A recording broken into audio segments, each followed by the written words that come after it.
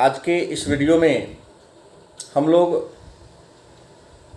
12वीं कक्षा के 100 अंक हिंदी के चैप्टर नंबर 4 पर चर्चा करेंगे। गद्यखंड चैप्टर नंबर 4, चैप्टर का नाम है अर्धनारीश्वर। और अर्धनारीश्वर एक निबंध है जिसके लेखक रामधारी सिंह दिनकर है। तो चैप्टर नंबर 4 अर्धनारीश्वर एक निबंध है जिसके लेखक रामधारी सिंह दिनकर है। तो सबसे पहले हम लोग चर्चा करते हैं रामधारी सिंह दिनकर का परिचय दें। रामधारी सिंह दिनकर कौन थे, उसके बारे में आप क्या जानते हैं? तो आपका उत्तर होगा रामधारी सिंह दिनकर हिंदी साहित्य के छायावादोत्तर काल के, मतलब छायावाद के बाद के, छायावादोत्तर का मतलब होता है छायावाद एक युग था हिंदी साहित्य का, उसके बाद के काल के कवि थे। इनका जन्म बिहार राज्य के बेगूसराय जिला के सिमरिया नामक गांव में, सिमरिया घाट जहां पर सिमरिया नामक गांव में हुआ था 23 सितंबर 1908 ईस्वी को। इनके पिता का नाम रवि सिंह, माता का नाम मनरूप देवी और इनके पत्नी का नाम श्यामवती देवी था। इनकी प्रारंभिक शिक्षा दीक्षा गांव में हुई। 1928 ईस्वी में मोकामा घाट रेलवे हाई स्कूल से इन्होंने मैट्रिक की परीक्षा को उत्तीर्ण किया था और 1932 ईस्वी में पटना कॉलेज से, पटना यूनिवर्सिटी से इन्होंने इतिहास से ऑनर्स की डिग्री प्राप्त किया था। शिक्षा पूरी करने के बाद इन्होंने अपने जीवन की शुरुआत एक शिक्षक के रूप में किया। इसके बाद सब रजिस्ट्रार, जनसंपर्क विभाग में सब डायरेक्टर, भागलपुर विश्वविद्यालय में उपकुलपति और बिहार विश्वविद्यालय में हिंदी के प्रोफेसर के रूप में काम किया। इसके अलावा इन्होंने भारत सरकार के यहाँ हिंदी के सलाहकार के रूप में भी काम किया। इनकी जो प्रथम कविता थी छात्र सहोदर 1925 ईस्वी में प्रकाशित हुई। इसके अलावा इन्होंने कई सारी कविताएं, कई सारी कहानियां लिखी। इनकी जो प्रमुख कविता है उसमें है प्रणभंग, रेणुका, हुंकार, रसवती, कुरुक्षेत्र, रश्मि रथी, उर्वशी, परशुराम की प्रतीक्षा, हारे को हरिनाम। ये दिनकर के द्वारा लिखा गया प्रमुख कविता है। इसके अलावा इन्होंने कुछ कहानियां भी लिखी, जैसे मिट्टी की ओर, अर्धनारीश्वर, संस्कृति के अध्याय, शुद्ध कविता की खोज, दिनकर की डायरी। संस्कृति के 4 अध्याय के लिए दिनकर जी को साहित्य अकादमी पुरस्कार मिला। उर्वशी के लिए इनको ज्ञानपीठ पुरस्कार मिला। इसके अलावा यह राज्यसभा के सदस्य भी रहे। इन्हें पद्म भूषण सम्मान से सम्मानित किया गया और भारत सरकार ने इन्हें राष्ट्र कवि का सम्मान प्रदान किया। 24 अप्रैल 1974 ईस्वी को इनकी मृत्यु हो गई। दूसरा प्रश्न है, तो अर्धनारीश्वर शीर्षक निबंध का सारांश प्रस्तुत करें। अर्धनारीश्वर शीर्षक निबंध का सारांश प्रस्तुत करें। आपका उत्तर होगा अर्धनारीश्वर शीर्षक निबंध राष्ट्रकवि रामधारी सिंह दिनकर के द्वारा रचित एक निबंध है। इसमें शिव और पार्वती को मिथकीय प्रतीक मानकर कवि ने मानव को एक संदेश देने का प्रयास किया है। कवि लिखते हैं कि नारी का आधा अंग पुरुष का है और पुरुष का आधा अंग नाड़ी का है, दोनों समान है। यह कल्पना बड़ा विलक्षण है। शिव और शक्ति का संगम है। दोनों का गुण कभी अवगुण या दोष नहीं होगा। यदि पुरुष का गुण नारी में आ जाए तो इससे नारी के नारित्व पर कोई तुषारापात नहीं होगा, वज्रपात नहीं होगा, बल्कि उसके गुण में और निखार आएगा। और यदि नर में नारी का गुण आ जाए तो नर के गुण पर कोई तुषारापात नहीं होगा, बल्कि उसके गुणों में और अधिक वृद्धि हो जाएगी। लेकिन आज उल्टा समझते हैं। नारी समझती है कि पुरुष का गुण यदि हम में आ जाएगा तो हमारे नारित्व के गुण में तुषारापात होगा, और पुरुष समझते हैं कि पुरुष में यदि नारी का गुण आ जाए तो पुरुष का पुरुषत्व बेकार हो जाएगा, व्यर्थ हो जाएगा। देश के 3 महान कवि, महाकवि जयशंकर प्रसाद, गुरुदेव रविंद्रनाथ टैगोर और मुंशी प्रेमचंद्र भी नारियों के संबंध में अच्छा विचार नहीं रखते। गोस्वामी तुलसीदास भी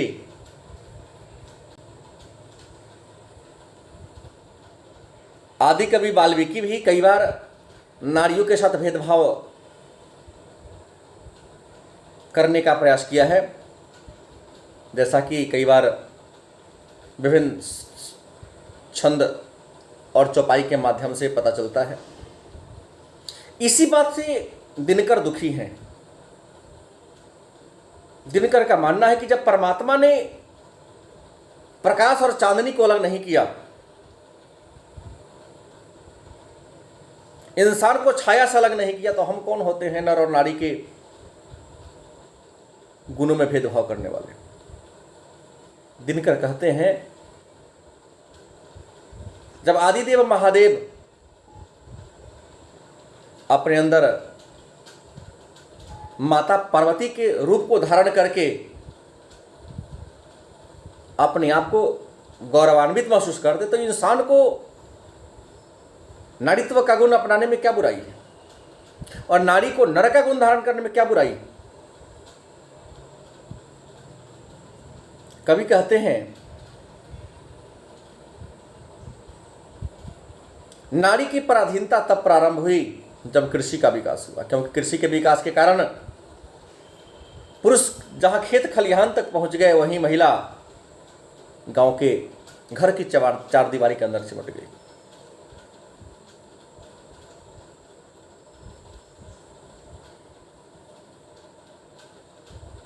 आज जिसे पुरुष अपना कर्म क्षेत्र मानता है, वह नारी का भी कर्म क्षेत्र है। इसलिए कवि कहते हैं कि नर का गुण यदि नारी में दोनों अपूर्ण नहीं बल्कि क्या होगा, पूर्ण होगा।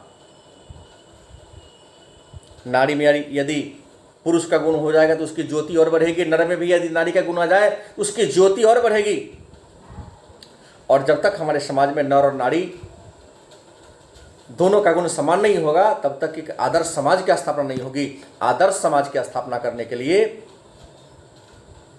प्रत्येक नर में नारी का और नारी में नर का गुण होना जरूरी है। मतलब इस निबंध में राष्ट्रकवि रामधारी सिंह दिनकर ने नर और नारी को समान बताने का, दिखाने का प्रयास किया है। अगला प्रश्न है, यदि संधि की वार्ता कुंती और गांधारी के बीच हुई होती, यदि संधि की वार्ता कुंती और गांधारी के बीच हुई होती तो बहुत संभव था कि महाभारत न मचता, मतलब महाभारत की लड़ाई नहीं होती। लेखक के इस कथन से आप सहमत हैं? अपना पक्ष रखें। आप उत्तर लिखेंगे, लेखक ने यह माना है कि नारी कोमल भावना रखती है, नारी में दया ममता बसती है, वह पुरुष से ज्यादा सहिष्णु है। यह अलग बात है कि नारी भीरू होती है, लेकिन नारी का यही गुण उसको विनम्र और दयावान बना देती है, और इसी गुण के कारण रक्तपात नहीं होता है, नरसंहार नहीं होता है, बल्कि जहां दया होगा, प्रेम होगा, करुणा होगा, वहां संधि होगी और क्षमा होगा। यही कारण है कि कवि ने लिखा है कि संधि की वार्ता कुंती और गांधारी में होती, क्योंकि दोनों महिला है, तो युद्ध नहीं होता, महाभारत होता ही नहीं, बल्कि पांडव और कौरव में समझौता हो जाता। अगला प्रश्न है, अर्धनारीश्वर की कल्पना क्यों की गई? इसकी क्या सार्थकता है? अर्धनारीश्वर की कल्पना क्यों की गई, आज इसकी क्या सार्थकता है? आपका उत्तर होगा, अर्धनारीश्वर की कल्पना इस बात का संकेत दिया है, अर्धनारीश्वर की कल्पना इस बात का संकेत दिया है कि नारी पुरुष गुणों के दृष्टि से समान है। नारी और पुरुष गुणों के दृष्टि से क्या है? समान है। एक का गुण दूसरे का दोष नहीं है, बल्कि दोनों के गुण समुच्चय रूप से, मतलब मिली जुली रूप से सार्थक है। यदि नरों में नारी की विशेषता आ जाए तो उसका गुण धूमिल नहीं होता, अपितु उसमें और अधिक निखार आता है, और तब जाकर वह मानव पूर्ण बन पाता है, ऐसा लिखेंगे। अगला प्रश्न है, रविंद्रनाथ, जयशंकर प्रसाद और प्रेमचंद्र के चिंतन से दिनकर क्यों असंतुष्ट है? मतलब गुरुदेव रविन्द्रनाथ टैगोर, जयशंकर प्रसाद और प्रेमचंद्र के विचार से राष्ट्रकवि रामधारी सिंह दिनकर दुखी क्यों है, चिंतित क्यों है, असंतुष्ट क्यों है? आपका उत्तर होगा, राष्ट्रकवि रामधारी सिंह दिनकर गुरुदेव रविंद्रनाथ टैगोर, महाकवि जयशंकर प्रसाद और मुंशी प्रेमचंद्र के विचारों से सहमत इसलिए नहीं है कि वे तीनों नारी को समानता का दर्जा नहीं देना चाहते। वे नारी को भोग्या और दासी के रूप में स्वीकार करते हैं। इसलिए दिनकर टैगोर, प्रसाद और प्रेमचंद्र के विचार से असंतुष्ट है। अगला प्रश्न है, निवृत्ति मार्ग और प्रवृत्ति मार्ग क्या है? मतलब प्रवृत्ति मार्ग क्या है और निवृत्ति मार्ग क्या है? तो प्रवृत्ति मार्ग का मतलब है लगाव, आसक्ति, आकंठ डूब जाना।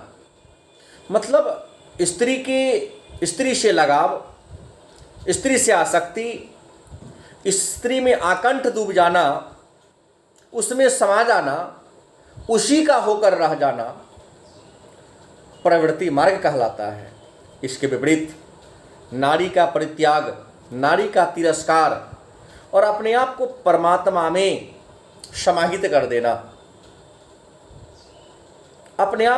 अपने जीवन को परमात्मा में समर्पित कर देना, ये आपका निवृत्ति मार्ग कहलाता है।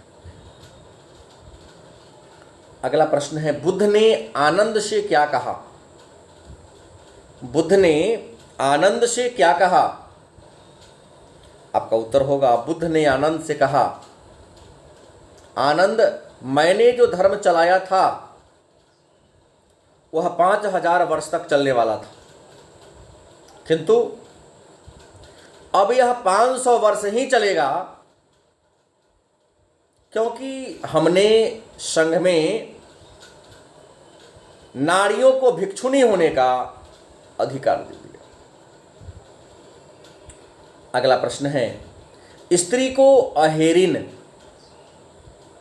नागिन और जादूगरनी कहने के पीछे क्या मंशा है और ऐसा कहना क्या उचित है?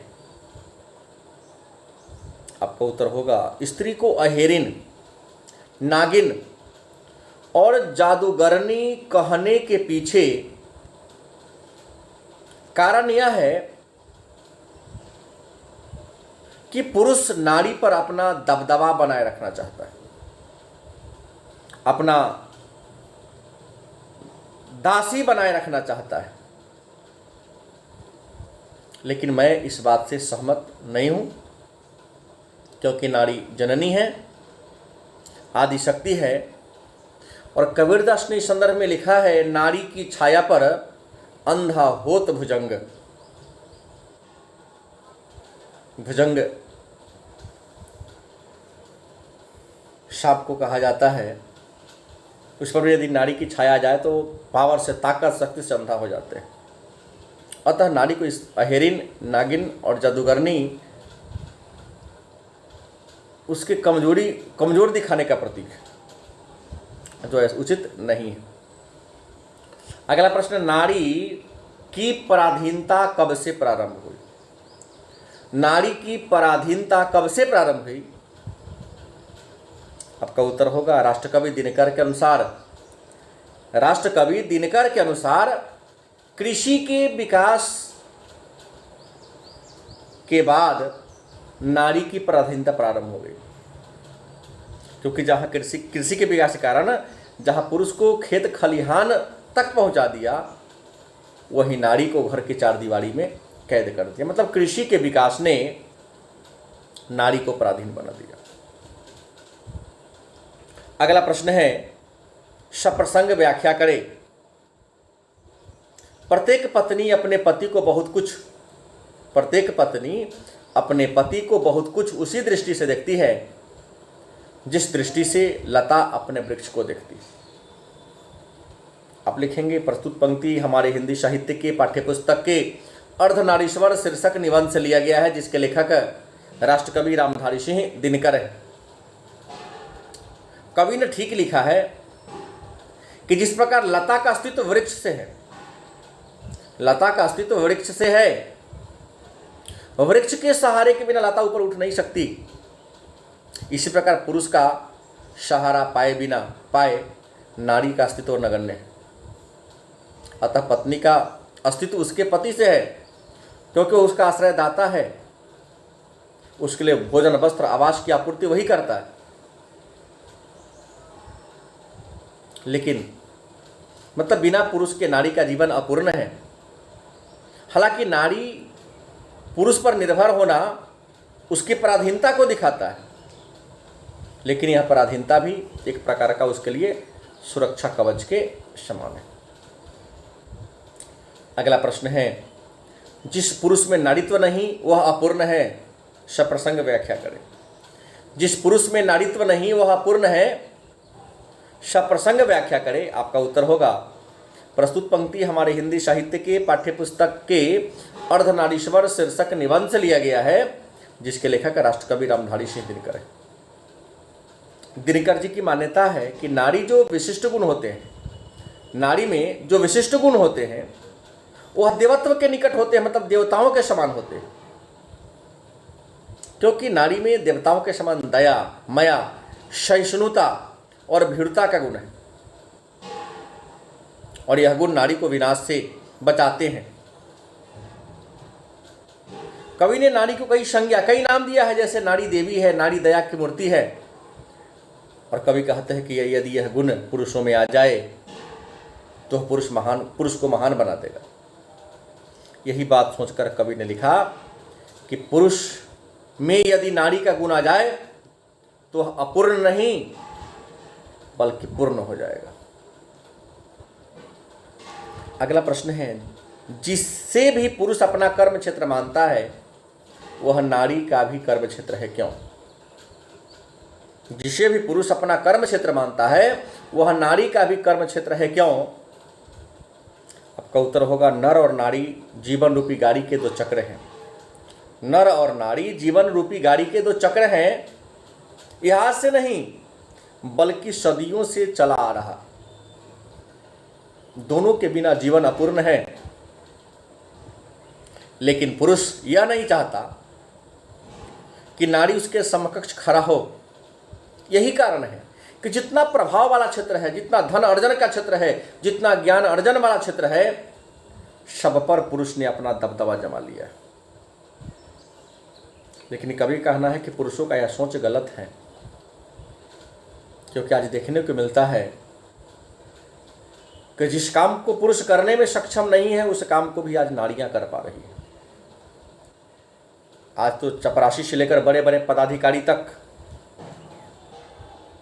आज देश नहीं विश्व की ऐसी ऐसी महिलाएं हैं जो सबसे ताकतवर की श्रेणी में गिनी जा रही हैं।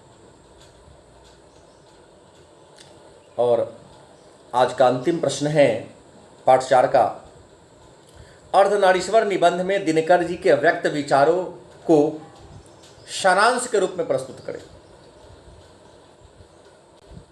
आपका उत्तर होगा, अर्धनारीश्वर निबंध के माध्यम से दिनकर जी यह भेद मिटाना चाहते हैं जो आज नर और नारी के बीच देखा जा रहा है। वास्तव में नर और नारी पूर्णतः समान हैं, एक दूसरे में समा जाना दोष नहीं हो सकता। मतलब नर का गुण यदि नारी में आ जाए या नारी के गुण नर में आ जाए तो यह दोष नहीं है, बल्कि नारी का कुछ गुण जैसे दया, ममता, प्रेम, करुणा पुरुष में आ जाए तो पुरुष का कद ऊंचा होगा। दिनकर इस निबंध के माध्यम से पुरुषों के वर्चस्ववादी रवैये से बाहर आकर नारी को प्रतिष्ठा दिलाना चाहते हैं, जिससे नारी भी समाज में प्रतिष्ठा के साथ जी सके। ये रहा हिंदी सौ-अंक के चैप्टर नंबर 4 अर्धनारीश्वर शीर्षक निबंध। उम्मीद है आप सबको पढ़कर अच्छा लगा होगा। तो आप अपने मित्रों को भी इस बात की जानकारी दें ताकि सबको इसका लाभ मिल सके। धन्यवाद।